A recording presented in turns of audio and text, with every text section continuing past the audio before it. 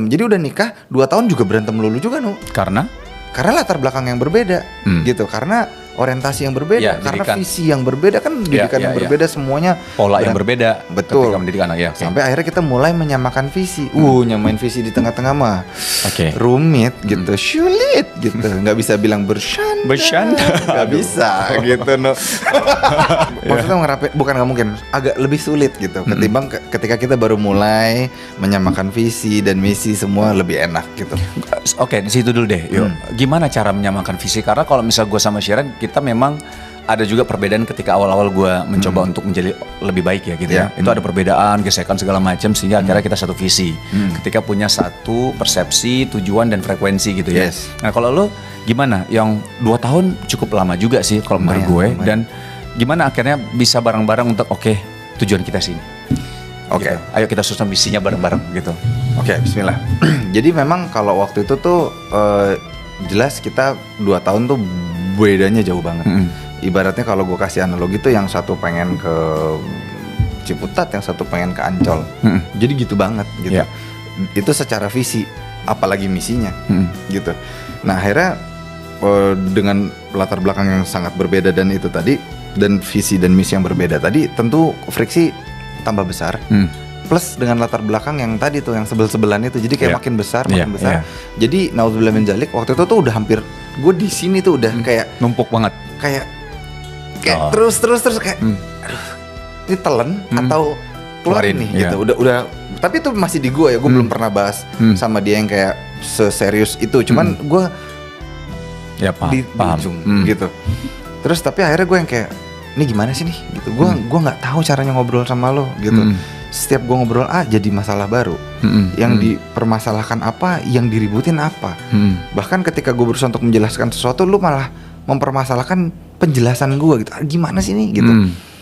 Udah kita coba pakai cara A. Cara A adalah cara gue, karena gue kepala rumah tangga dan lu ikutin aturan gue. Gitu kan laki-laki. Cara pertama gitu. Wah berantakan. Berantakan. Akhirnya dia ngomel-ngomel. Udah, kalau lu pikir lu bisa, coba aja pakai cara lu. Ayo gue ikutin semua cara yang lu mau. Berantakan. Akhirnya kita coba kombinasi. Yuk pakai cara yang compromise lah gitu. Gue nggak bisa tolerate di A, B, C. Biar itu aturan-aturan gue. Kalau D, E, F lo nggak bisa. Maka itu pakai aturan lo. Hasilnya kita malah ribet sama sistem. Itu dia tuh, ngeributin hal yang nggak perlu diributin. Gitu kan. Nah itu tuh yang di sini tuh posisi di situ kayak aduh gimana ya gitu. Akhirnya maaf nih ya gitu, maksudnya karena kita muslim jadi kan kayak Dita memberikan solusi, udah pakai cara yang pasti benar, mau nggak? Apaan? Terus ya tidak secara harfiah dia, tapi kayak secara simbolis tuh dia kayak pakai Quran. Gue nggak berani jawab tapi dalam hati gue maaf banget, astagfirullahaladzim. Pada saat itu gue kayak gue nggak berani bantah, tapi Quran bisa apa ya buat hidup gue? Ada bisikan seperti itu ya gitu. Karena gue nggak tahu gitu caranya gimana gitu kan, kayak ya terus gimana? Ya udah deh, yuk kalau gitu kita cari tahu aja gitu. Kita datang kayak pengajian, gitu. Gue juga awalnya gitu. Iya gitu. Jadi dia berakal lah tuh cari cara untuk bisa ngajakin gue ke kajian. Wah itu lumayan Masya juga Allah, tuh ceritanya tuh. Berarti awalnya dari dia ya? Iya dia duluan gitu. Nah terus di momentum itu pun dia ngajakin gue kajian akal-akalan tuh, ngajakin teman-teman gue dan segala macam. Oh lo akal-akalan gue, akal-akalin balik. Dia bilang nih ada pengajian nih di rumah temen nih, bini isinya itu kamu kenal semua kok. Oke, gue datang pakai hot pants pakai celana segini. Serius asli biar gue nggak bisa masuk gitu. Lo mau akal-akalan, gue akal-akalan balik gitu. Oh ya Allah. Sampai segitu, jadi tuh bener-bener battle of pikiran gitu. Sampai kayak gitu banget, tapi ya Masya Allah, Allah tahulah yang terbaik buat hambanya gitu ya. Gue tuh paling seneng kalau dengerin cerita yang keren gitu kan, naskah keren atau film keren gitu, lo tau lah gitu.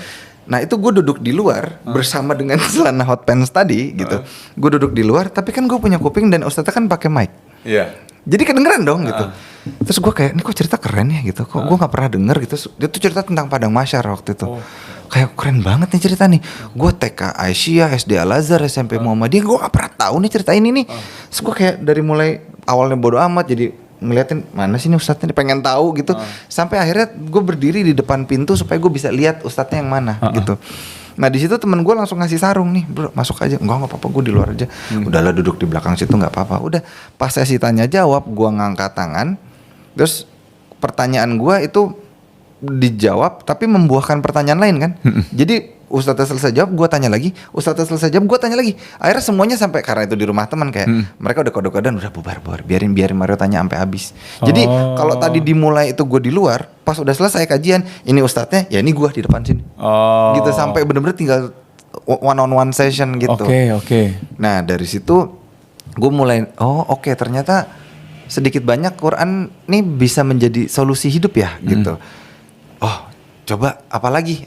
Nah gue sadar tuh, yaudah kalau gitu kira-kira apa yang bisa saya lakukan nih supaya saya bisa terus belajar kayak begini lagi. Karena kalau disuruh datang pengajian kayak gue malas deh, gitu. Ya udah akhirnya mulai pelan-pelan coba cari tahu. Nah di situ tuh mulai keluar solusi-solusi yang bukan kata gue, bukan kata Dita. Masya Allah. Gitu.